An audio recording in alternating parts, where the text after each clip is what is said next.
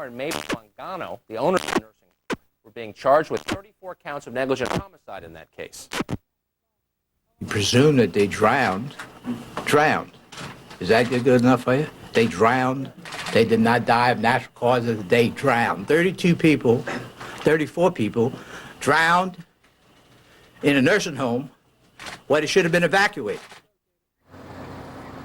That, of course, was Louisiana Attorney General, and here in Louisiana, it has just been a devastating night of news for folks who had heard about this story initially about 7 or 8 days ago. Initially, rescue teams, we believe from California, were the ones who discovered that 34 people were in that nursing home in St. Bernard's Parish, which was the parish that was hit the hardest in this area.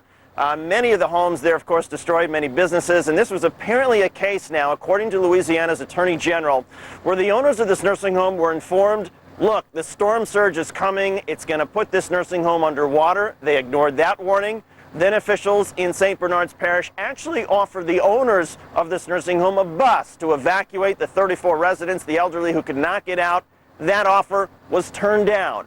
And today, as you just heard, the Louisiana Attorney General said that all the people who were found there drowned. There is one report tonight, that before the owners left the nursing home, they actually took some of these elderly, they put them in a room with blankets and gave them ID cards, then evacuated the rest of the staff and left them there. But that, of course, has just devastated an area that has already had some pretty bad news. St. Bernard's Parish, again, is an area where they're talking about nobody being able to return to their homes for at least 6 months.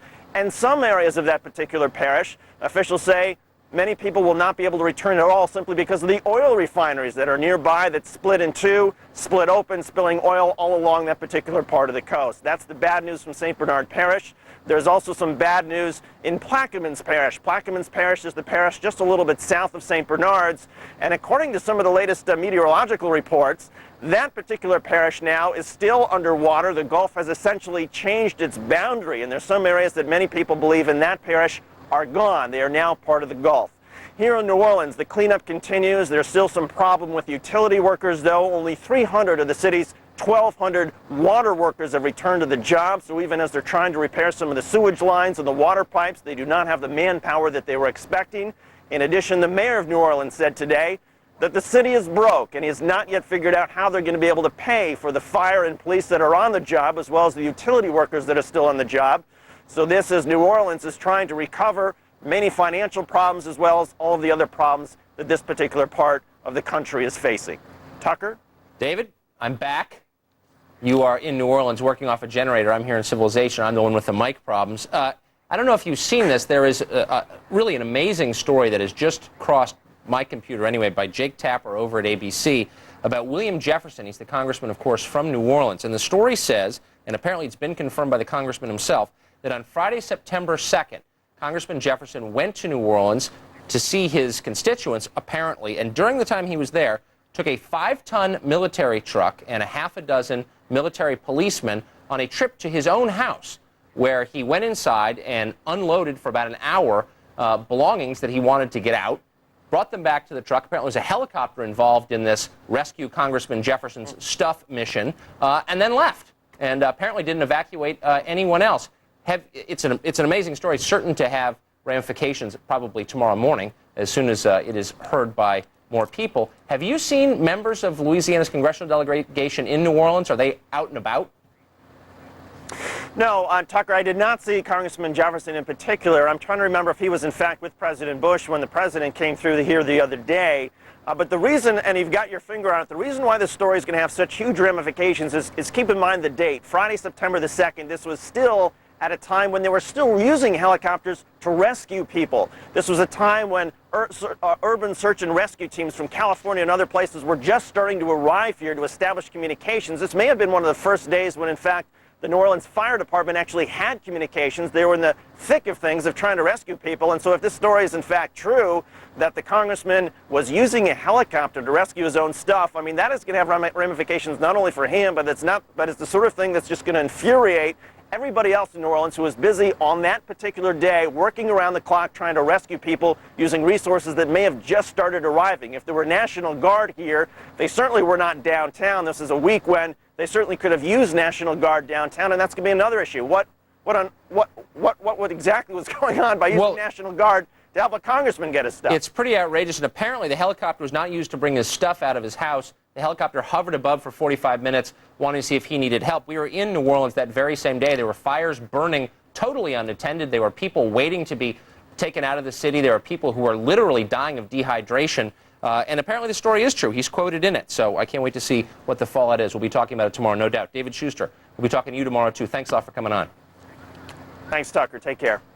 Well, back to really the story of the day. St. Rita's Nursing Home in St. Bernard's Parish. Murder charges filed against the owners of that. Joining us now to talk about this, Pat McGinnis, who's Executive Director of the California Advocates for Nursing Home Reform. She joins us live. Pat McGinnis, thanks a lot for coming on. Thank you. Were you shocked by this story?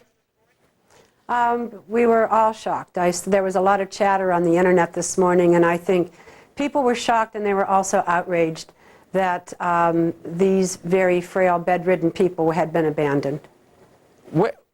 If the state knew that there were, this is the first question that occurred to me when I read it, if the state was aware, or the authorities in St. Bernard's Parish were aware there are all these elderly residents of the nursing home remaining at St. Rita's Nursing Home, why didn't the state evacuate them?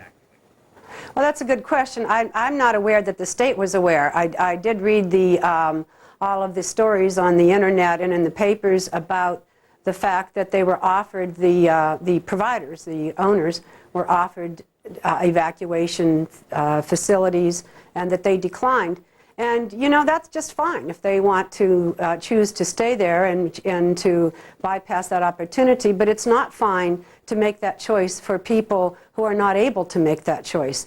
I think that these are our mothers and fathers, our brothers and sisters, our sons and our daughters, and these people put their trust in those providers, and I think that trust was breached seriously. And if it is in fact true that the employees, that the staff of the nursing home took off and left the elderly people in their care to drown, if that's in fact true, it's unspeakably outrageous. Aren't nursing homes regulated to an extent where someone would know that these people were left behind?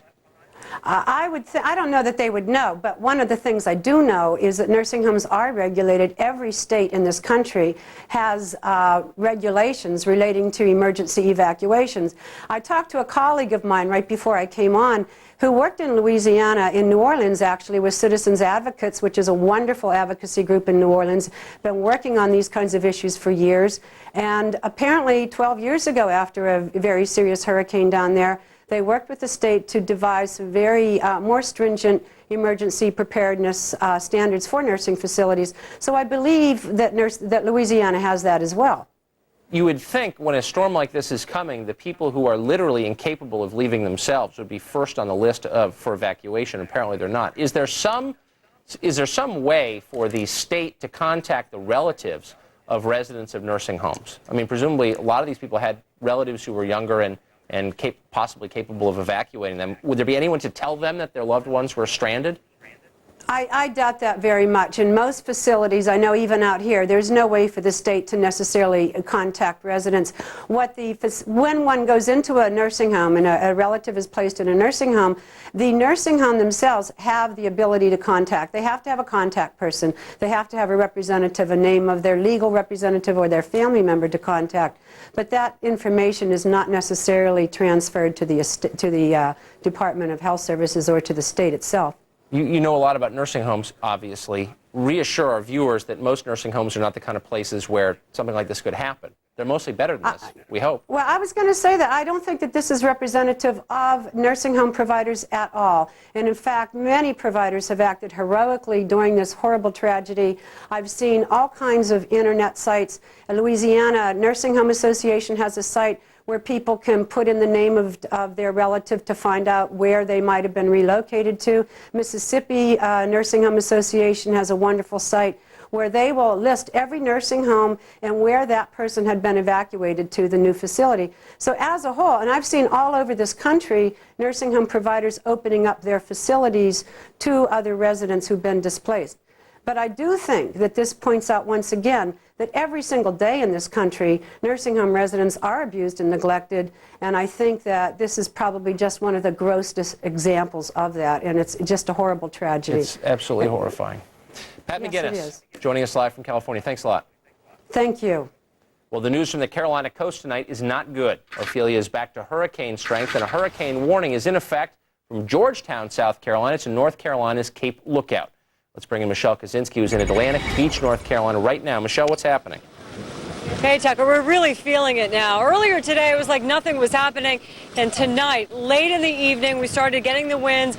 Now they're gusting at about 30 miles an hour, and it's going to intensify through the night. And part of the problem here is Ophelia's been hanging around the coastline of both South and North Carolina, variation since Friday. So we're getting these winds now, and they're going to continue this way for a long time. In fact, officials tonight are talking about us experiencing tropical storm force winds, possibly even hurricane force winds, for about 24 hours straight as this thing moves very slowly over land. So what that causes are a lot of problems, especially with flooding. That's going to be the major issue here. As that wind keeps blowing, it pushes all the water into the sounds, into the rivers in this area, and that's similar to what we saw in Hurricane Floyd. Even though that storm was much, much more powerful than this one, you get that continuous wind, and some of the worst flooding you see is inland. So we're seeing evacuations, we're seeing some other measures taken, extreme measures by officials even ahead of time, because they don't want to have the same kind of situation that we saw in Hurricane Katrina. Even though this minor Category 1 storm just doesn't compare in strength, that we're seeing both local and federal officials getting involved early on in the game. Mandatory and voluntary evacuations in both of these states. Also, we're seeing National Guard already here, about 280 of them stationed in 4 different areas in eastern North Carolina. They're going to be ready when and if that flooding happens, and for whatever needs there are after the storm passes through. Also, the Pentagon has sent in these people called defense coordination experts. They're also going to be helping with local officials, about a dozen in each team. And we're seeing others too. We're seeing federal officials get involved for the first time ever. A Coast Guard admiral, is going to be in charge of operations after the storm. And the wind is picking up so much, it's even getting difficult to talk out here.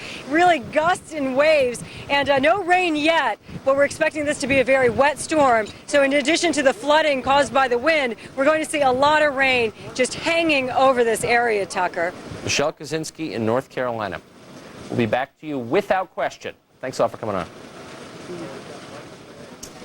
Katrina's death toll jumped sharply today as rescuers turned to recovering the dead. But experts say identifying those victims may be far more difficult than it was even after 9/11. Top forensic pathologist will talk to us about the many challenges.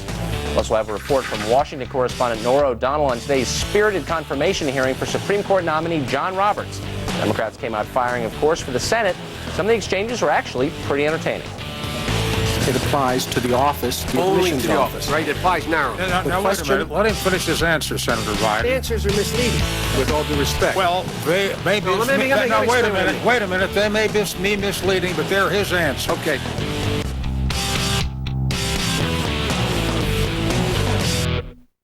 Paper. We print it, Copy it. process it, and turn it into more paper. Very complicated. Lexmark has smarter ways to print, move, and manage information. See how at lexmark.com. Hey, Adam. Just so you know, I'm sending Gus to the client meeting. Why him? Because Gus is a good conversationalist. Is he? Yes, and you answer everything with a question. I do? You just did. Really? Clients in Memphis don't like that. They don't? No. Why not? Where's she going? They chose you for a reason, and you chose Embassy Suites for a reason.